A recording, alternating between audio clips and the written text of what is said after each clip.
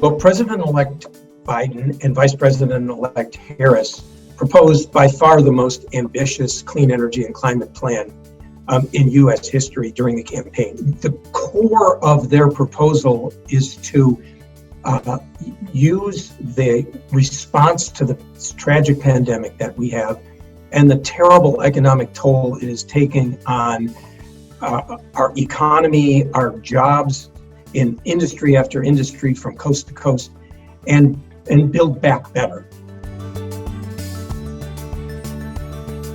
The clean energy standard that Biden proposes is called the Energy Efficiency and Clean Energy Standard.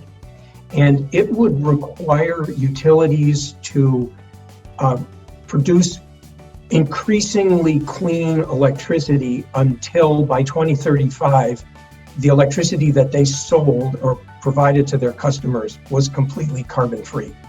Now, that's the idea of Biden's clean energy standard.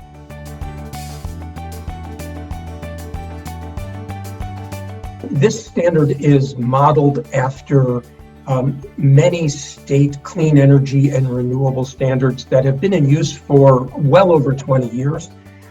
They have been very successful. They have increased the use of clean energy in the electricity industry substantially. Now, one of the things that I have been recommending is that along with this standard, that we also require states to work ideally in regional groups with the states around them, such as the New England states working together and the southeastern states working together to create a clean energy infrastructure plan.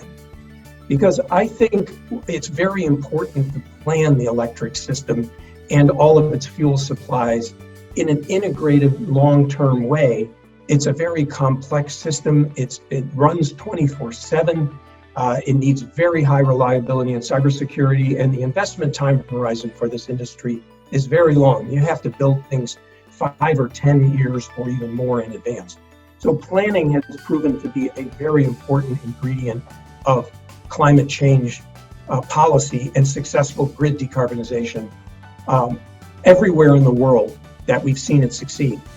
The final thing that I think should be added to this clean energy standard is a dedicated federal fund to fund investments that are needed as part of the grid decarbonization, investments in kind of common infrastructure facilities that are more difficult for individual utilities or states to make.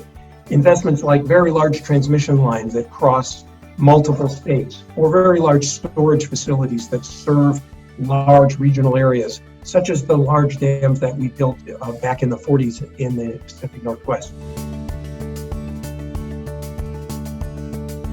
Well, that's difficult to know, first of all, until we get the results of the Georgia runoff elections and we see the composition of the Senate.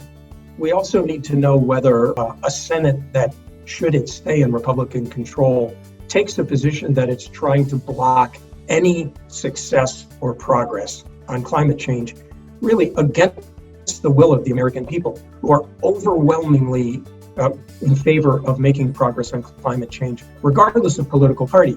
There's at least a 65% support for significant clean energy progress, and it's bipartisan in nature. And the reason is because the damage from climate change doesn't distinguish voters by their political party or their political views. The severe storms that we have wipe out everyone's house. The threat to our health and our economy is uniform across our country and across the world, indeed. So we hope that this Congress, regardless of how it turns out in its final Senate composition, won't block any progress. But we really won't know whether we use more regulatory tools that are more within the executive branch or legislative tools until we have an answer to that. So there's a lot that can be accomplished without new legislation.